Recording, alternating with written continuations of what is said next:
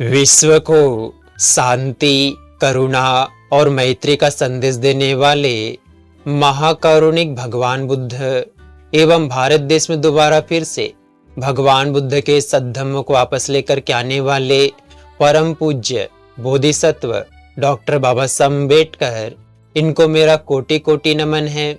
आप सभी साथियों को नमो बुद्धाय, मैत्रीपूर्ण जय भीम। आज हम अंगुलीमाल नामक डाकू के बारे में जानेंगे। वो अंगुलीमाल कैसे बना।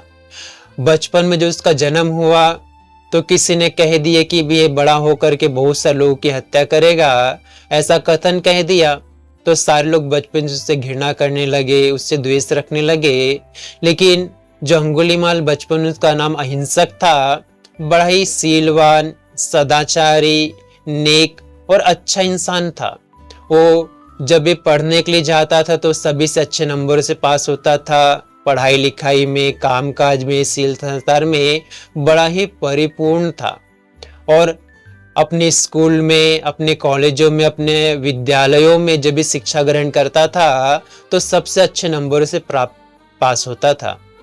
तो इससे उसके जो गुरुजन थे, आचार्य थे, बड़ी खुश होते थे और हमेशा उनके सहपाठी जो साथ में पढ़ने वाले लोग थे उनसे भी यही कहा करते थे कि इस अहिंसक से कुछ सीखो, ये देखो कितने अच्छा प्रयत्न करता है, कितने अच्छे नंबरों से पास होता है करके।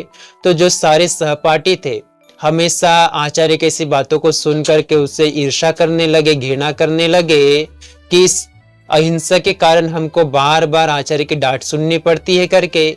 और एक षड्यंत्र रचा जिसके माध्यम से अंगुलीमाल को उस षड्यंत्र में फंसा दिया गया, अहिंसक को फंसा दिया गया और गुरु के पास में कहा गया। तो गुरु ने भी बिना जांच पड़ताल किए, उस आचार्य ने बिना सत्य की जांच पड़ताल किए लोगों की बातों को विश्वास कर लिया और बेचारे सीधे साधे अहिंसक को दोषी ठहरा दिया और उसको कहा कि जब तुम 1000 लोगों की हत्या करके आओगे तभी तुम्हारी गुरु दक्षिणा पूरी होगी।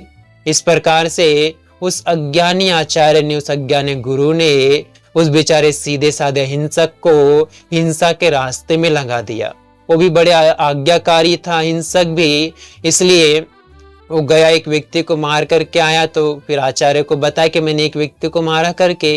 तो कहता इसका क्या सबूत है? तो उसकी उंगली को काट के अपने गले में लटका करके लाया, ये सबूत है करके। इस प्रकार से जो अहिंसक था वो धीरे धीरे 999 लोगों की हत्या कर दिया और सबूत के तौर पर उनकी उंगलियों को काट के अपने गले में पहनने लगा, जिसके कारण उसका नाम अंगुलीमाल पड़ गया। क्योंकि राजा भी उससे डरता था। सेना से 20, 30, 40, 50 जितने भी लोग उसके पकड़ने के लिए जाते थे, कोई भी उसको नहीं पकड़ सकता था। सबको परास्त करके उनको मार के उनकी उंगलियों को अपने गले में लटका लेता था। इसलिए सभी को उससे खौफ हो गया था, सभी डरते थे। तो इस बात के बारे में जब भगवान बुद्ध को पता चला तो भी उसी रास्ते पर जाते हैं जिस रास्ते में अंगुलीमाल डाकू रहता है। तो गांव के लोग उनको रोकते हैं कि आप उस रास्ते मत जाइए, उधर अंगुलीमाल रहता है, आपको भी मार देगा करके। तो भगवान बुद्ध कहते मुझे नहीं मारेगा, मुझे उसका कोई डर नहीं है करके उसी रास्ते से जाते हैं। और जब अंगुलीमाल देखता है कि अब उसका जो गुरु का प्रतीक्षा तो पूरा हो जाएगा करके, 1000 लोग को मारने के बाद में उसकी गुरु दक्षिणा पूरी हो जाएगी करके, तो भगवान बुद्ध के पीछे में दौड़ने लगा। लेकिन जब जब दौड़ता था उनको पकड़ ही नहीं पाता था, तेज दौड़ता था फिर भी नहीं पकड़ पाता था। तो कहता है श्रमण रुको करके। तो भगवान बुद्ध कहते हैं हे अंगुलीमाल, मैं तो कब का रुक गया हूं, अब तुम भी रुक जाओ करके। उसको समझ नहीं आता। तो भगवान कहते एक काम करो, पेड़ से एक शाखा तोड़ता है। अब कहते एक काम करो, इसको वापस जोड़ दो। तो अंगुलीमाल कहता ऐसा कैसे होगा, ये तो टूट गई, वापस नहीं जोड़ेगी करके। तो भगवान बुद्ध कहते हैं तुमने इतने सारे लोगों की हत्या की है कि तुम उसको वापस जीवन दे प्रदान कर सकोगे? तो अंगुलीमाल कहता है नहीं, नहीं कर सकता करके। तुमने कितना अनर्थ किया है अज्ञानता के कारण में।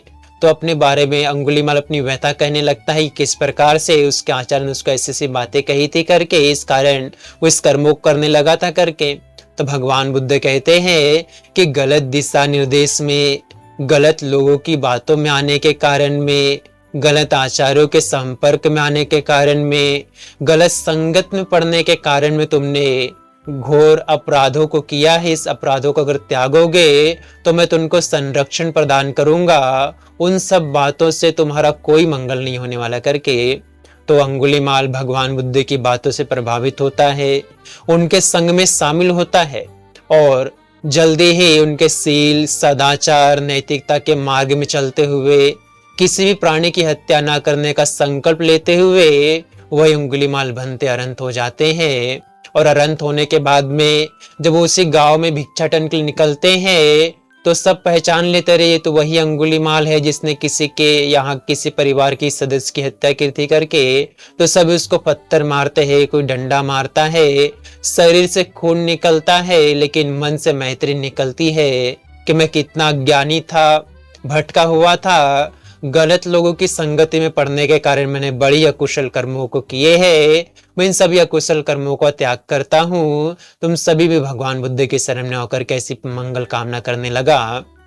और वही अंगुलीमाल भंते, जब राजा को इस बारे में पता चला अंगुलीमाल के बारे में तो सभी ने उनका आदर सत्कार करना चालू किया और सभी लोगों ने उनके अपराधों को क्षमा किया और उनको सीधे रास्ते में चलने के लिए प्रेरित किया। इस प्रकार से एक खूनी डाकू अंगुलीमाल भगवान बुद्ध की शरण में आकर के एक अच्छा इंसान बन गया, नेक इंसान बनने अरहत हो गया।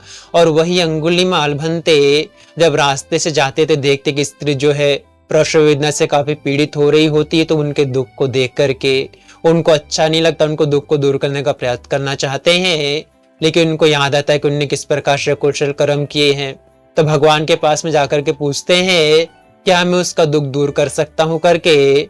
तो भगवान बुद्ध कहते वहां जाके ऐसा कहना कि जब से मैंने बुद्ध शासन में अपने आप को लगाया है, भगवान बुद्ध के सील सदाचार का पालन किया है, तब से मैंने कोई भी बुरे कर्म नहीं किए, अकुशल कर्म नहीं किए हैं। इस सत्य वचन बहन का मंगल ऐसा कहना करके तो वैसा ही जाकर के अंगुलीमाल भंते वहां कहते हैं तो उसका प्रसव वेदना शांत होता है, एक बच्चे को जन्म देती है।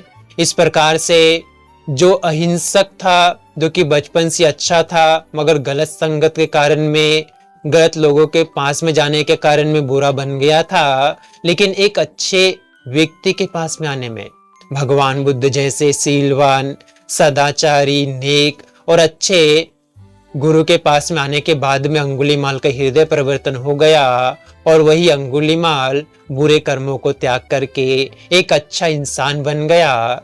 आप सभी लोग भी अच्छे इंसान बने, सील, सदाचार, नैतिकता का पालन करें, इसी में मंगल समाया है।